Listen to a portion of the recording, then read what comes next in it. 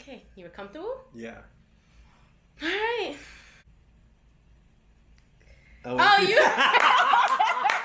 I was waiting for you to be like, hi, I'm Angelique. Hi, everyone. My name's Angelique. And I'm Ronell. And we are coming with a commentary today, as you see from the title, Activist versus Artist. So we're taking this class called Cardi B and the Intersectionality of Respectability in Politics. So basically, we're looking at her artistry and looking at her as a celebrity, really, and the way as a woman of color she's defying respectability politics. So one of the texts that we're reading in this class is called Righteous Discontent by Evelyn Brooks Higginbotham. And it basically goes over how during the women's movement in the Black Baptist Church, they used respectability politics as a strategy to work against the stereotypes that were being construed against them. So basically what that means is Black women were asserting themselves and having identities that were not hypersexual to counter the stereotypes that were being used to justify their oppression. There are a lot of them on the list are Black women or African American women, and they have a big platform because they're famous, because they have a large fan base. And so we're going to go down the list and see if these artists are participating in activism or using their fame or using their platform at all to kind of push an agenda of change for Black folks. Yes, and this can be indirectly or directly. Or not. Or not. They could just be selling songs. Maybe. Let's see. Okay, so our first artist is Doja Cat. Doja Cat. I like Doja Cat. Me too. She's like one of my favorites, to be honest. I think she's super colorful. Colorful. She's like unique. Okay, so as far as activist artist, she's a fairly new artist from what I have seen. I've only watched Doja Cat like since like last year, and I think she is an artist. I don't necessarily see her doing activist work except for like existing in the space that she exists in. To me, she's just an artist. For Doja, like, I love her. I think she has great visuals. I think she has dope lyrics, but definitely I would say artist. An artist, yeah. So let's move on to our next artist, is Normani. So let's see. Normani. I love Normani. Me too. Do you see the video? She bounced a basketball off her knee. Homegirl did a backflip. Do you think it was her? You think it was a body double? She did it on the VMAs. She did the backflip too? Yeah, she did. All right.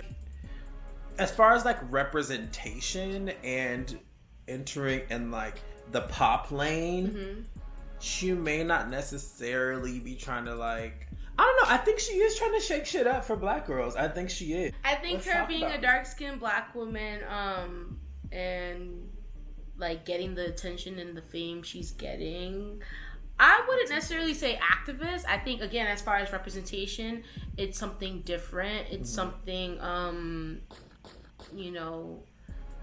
worth paying attention to, and like the fact that we have such a scarcity of dark-skinned like women representation in the media, and then she's like this like super literally doing backflips, right? Super talented woman. I think she's both, a little bit of both.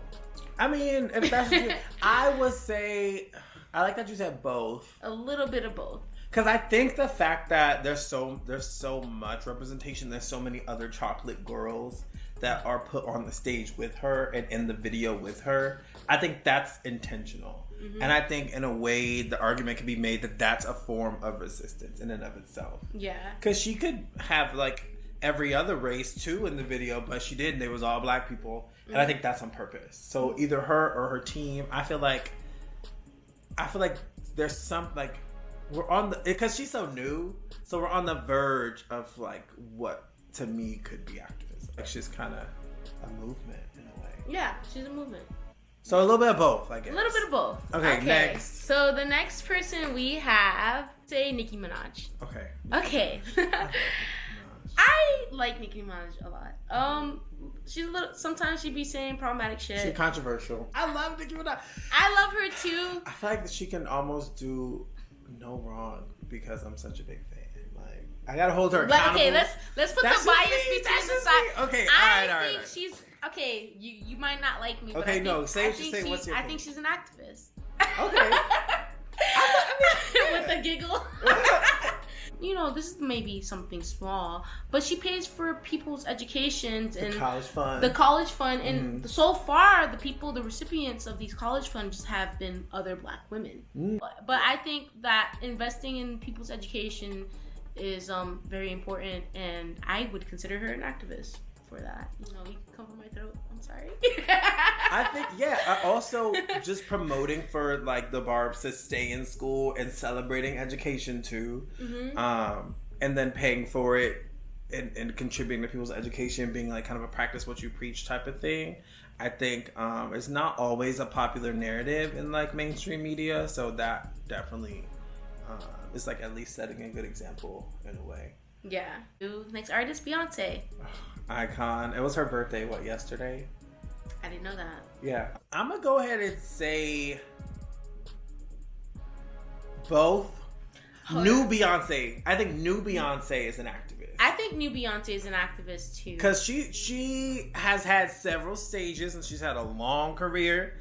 And I'm gonna go ahead and say I think that her being like able to pass kind of in opposition to what like a Normani, you can't mistake her for anything other than being Black. Yeah. I think Beyonce, because she can come across as like biracial, more of a lighter skin tone, lighter hair color, you know, like falling in line with a lot of mainstream beauty. She kind of was just a mainstream popular artist for a long time and never really explicitly talked about race. Right. Until like the Lemonade era. I think even until the Beychella. Let's talk about Beychella for a second. Oh yeah. I feel she was like, you know what, F everybody. I'm going to show how Black culture is amazing. It has so much swag. Is so influential. And I'm going to call it by its name. HBCU culture. Like Black people created by her highlighting these things. Just, I feel like that's activism because you literally put it in everybody's face. Like, listen, this awesome, cool ass stuff that I'm doing right here is just me showing how Black people have been just such a pillar and such an influence in the culture of music, in the culture of like swagnacity. I don't know. I think I like that word. I think also she pointed out, she stated during that performance that she's the first Black female to ever headline Coachella. And I think knowing that, she went into it and intentionally created a show that had as many other Black bodies on that stage with her as possible. And piggybacking off what you said about amplifying and embracing and embodying Black culture and education too, and calling it by its name. Yeah, she's Queen Bee, and she's period. I feel like she's an activist. And especially with the song Brown Skin Girl. Oh, gotta talk about Brown Skin Girl. I mean, just homage to Kelly Rowland. I don't know. I love that song. Yes, Beyonce activist for sure. Yeah. There's nothing in my cup. Hello, trip. So, our last artist that we're going to talk about is Cardi B. Hey. Cardi B. Gang. Alright. Okay, so Cardi B, artist or activist? Let's see. I would say. Well, she said it in the words of hers. What'd she say? She said that she doesn't consider herself a role model, and she doesn't want to be a role model, and that she's totally entitled to that. Okay.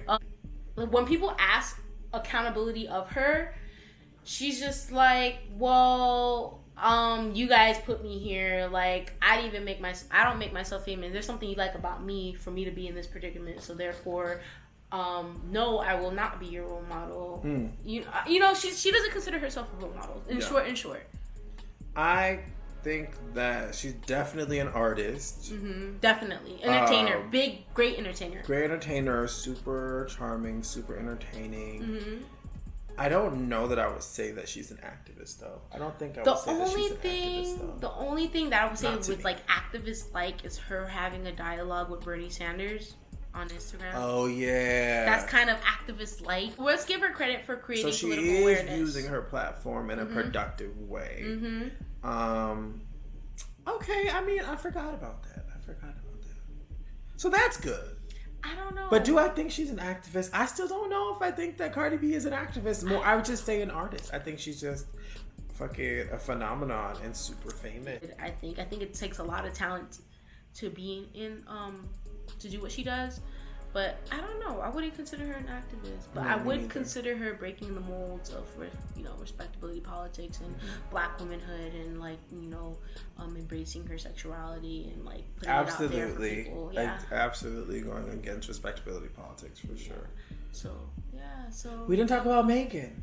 Megan Thee Stallion! You can't talk about Megan! Okay, Megan Thee Stallion. You can't make a video and not talk about Megan. I like Megan Thee Stallion. I love Megan. It's still summertime right now for the next couple hot weeks. Girl summer.